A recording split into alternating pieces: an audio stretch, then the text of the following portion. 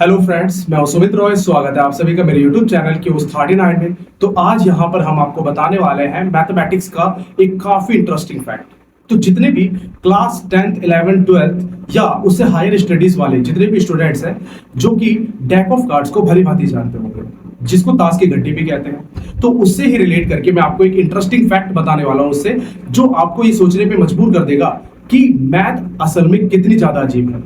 तो चलिए बिना समय गवाए शुरू करते हैं आज का टॉपिक। तो आज का जो टॉपिक है हमारा वो रिलेट करता है डेक ऑफ कार्ड से, ताश की गड्डी से। तो यहां पर आपको एक प्रॉब्लम की तरह नहीं समझना है, इसको एक गेम की तरह समझना है। मैं आपको पूरा रूल समझाऊंगा कि मैं क्या कहना चाह रहा हूं और आपको एक सवाल का जवाब देना होगा। तो आप इसमें प्रिडिक्ट करके या एक अंदाजा लगा करके एक जवाब दे सकते हैं। उसके बाद हम उस जवाब को मैच करेंगे जो उसका असल आंसर है। तो देखते हैं आप कितने नजदीक होते हैं उसके। तो बिना समय गवाए शुरू करते हैं आज का टॉपिक।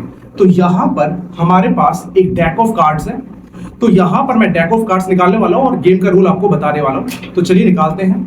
तो यहां पर ये डेक ऑफ कार्ड्स मैं ओपन करता हूं, जैसे कि आप देख सकते हैं यहाँ पर। और मैं समझाने के लिए फर्स्ट ऑफ ऑल इसमें से दो कार्ड्स कोई भी निकालने वाला हूँ। तो रैंडम मैंने यहाँ से दो कार्ड्स निकाल लिए हैं।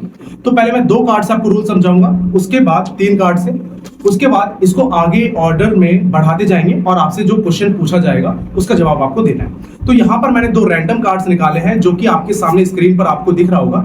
ये है आपके सामने 5 और 6। तो यहां पर हमारे पास ये 5 6 है। और भी दो कार्ड्स निकल सकते थे, किंग क्वीन भी हो सकता था वहां पर, या 2 6 भी हो सकता था। कोई भी दो रैंडम कार्ड से आप कर सकते हैं यहाँ पर। तो ये हमारे पास दो रैंडम कार्ड्स है, ये 5 है और एक 6 है।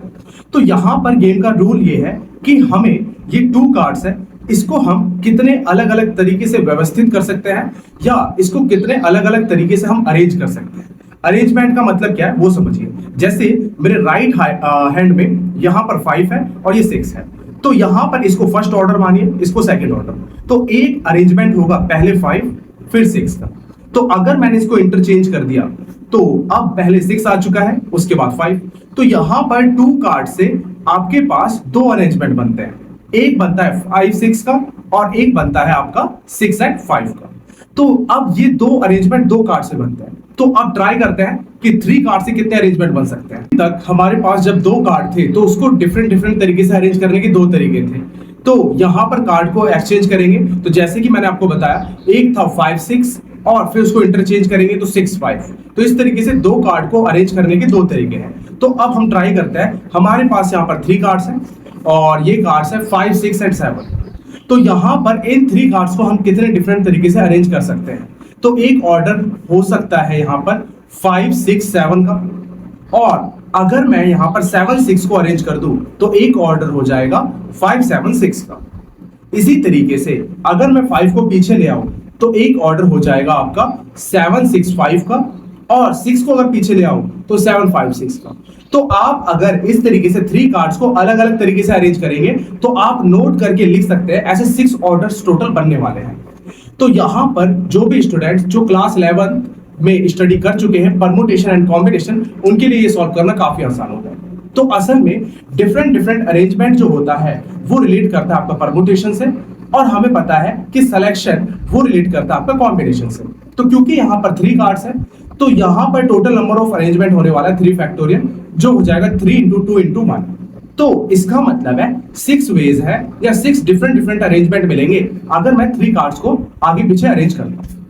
तो इसी तरीके से अगर हम 4 कार्ड को अरेंज करेंगे तो वो हो जाएगा आपका डिफरेंट कितने अरेंजमेंट बनेंगे, वो बनेंगे 4 फैक्टोरियल। तो 4 फैक्टोरियल कितना होने वाला है, तो 4 फैक्टोरियल होने वाला है 4 × 3 × 2 × 1। तो ये टोटल 24 होने वाले हैं। पर मेरा आपसे आप सवाल जो है उसे आप ध्यान से गौर कीजिएगा। आपको प्रिडिक्ट करना है, क्योंकि ये जवाब देना इतना इजी नहीं होगा क्योंकि संख्या काफी बड़ी है। तो आपको बस एक अप्रोक्स में एक अंदाजा एक लगाना है कि अगर मैं यहाँ पर ये टोटल 52 कार्ड्स एक साथ कंबाइन कर दूं, उसके बाद अब यहां पर एक ताश की गड्डी बन चुकी है। तो आप देख सकते हैं ये आपका 52 टोटल डेक ऑफ कार्ड्स है।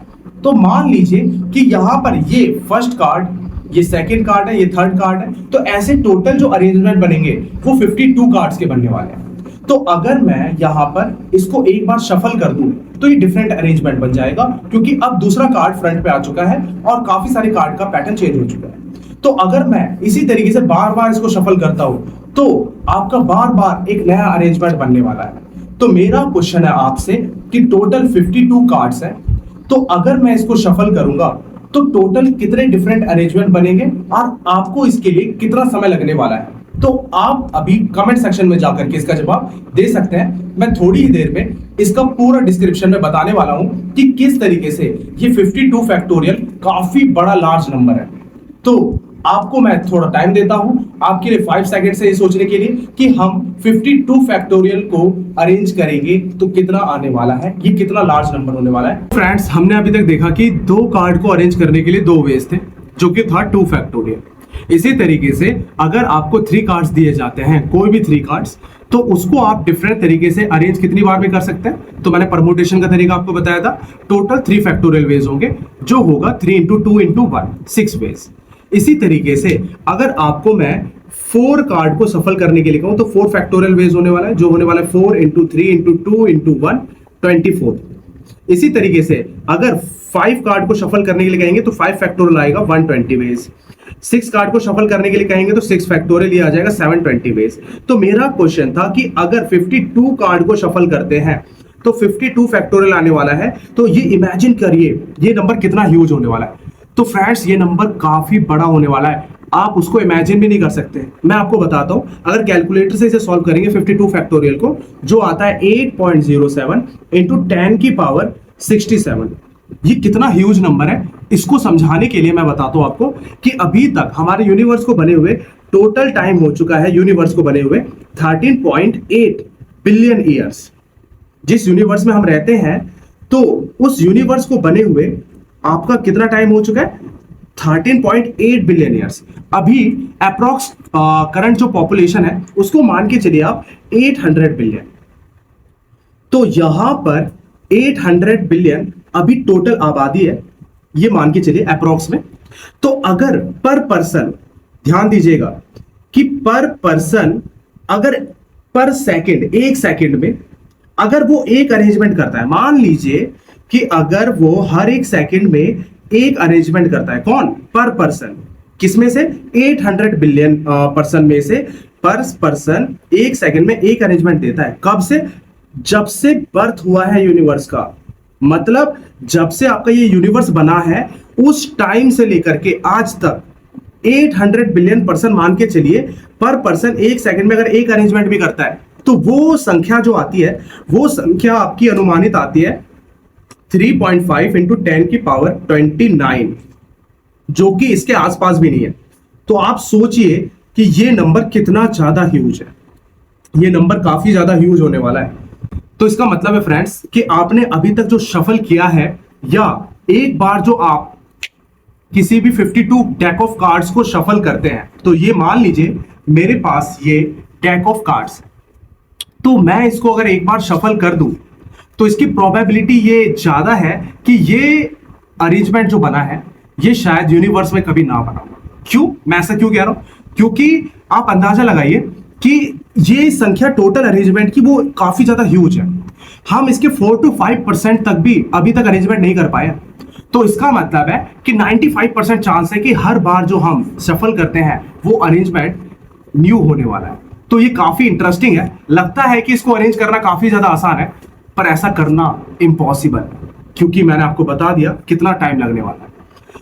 तो यहां पर यही था डेक ऑफ कार्ड्स के बारे में काफी इंटरेस्टिंग फैक्ट। फ्रेंड्स, कैसा लगा आपको ये इंटरेस्टिंग फैक्ट कि अगर हम बात करें कि 52 डेक ऑफ कार्ड्स को अगर हम शफल करते हैं तो उससे इतने सारे अरेंजमेंट बनते हैं कि आप उसको इमेजिन भी नहीं कर सकते। तो इसका मतलब है कि जैसे मैंने आपको समझाया कि अगर मैं किसी ताश की गड्डी को या डेक ऑफ कार्ड्स को एक बार शफल करता हूं तो उससे आया हुआ जो अरेंजमेंट है, तो उसकी प्रोबेबिलिटी ज्यादा है कि वो अरेंजमेंट आज से पहले यूनिवर्स में कभी भी हासिल ना की गई हो। तो ऐसे ही इंटरेस्टिंग फैक्ट के बारे में जानने के लिए अभी हमारे चैनल को सब्सक्राइब कीजिए और वीडियो को लाइक कीजिए और इस वीडियो को शेयर करना बिल्कुल ना भूलें। मिलते हैं इसी के साथ नेक्स्ट वीडियो में। Thank you so much.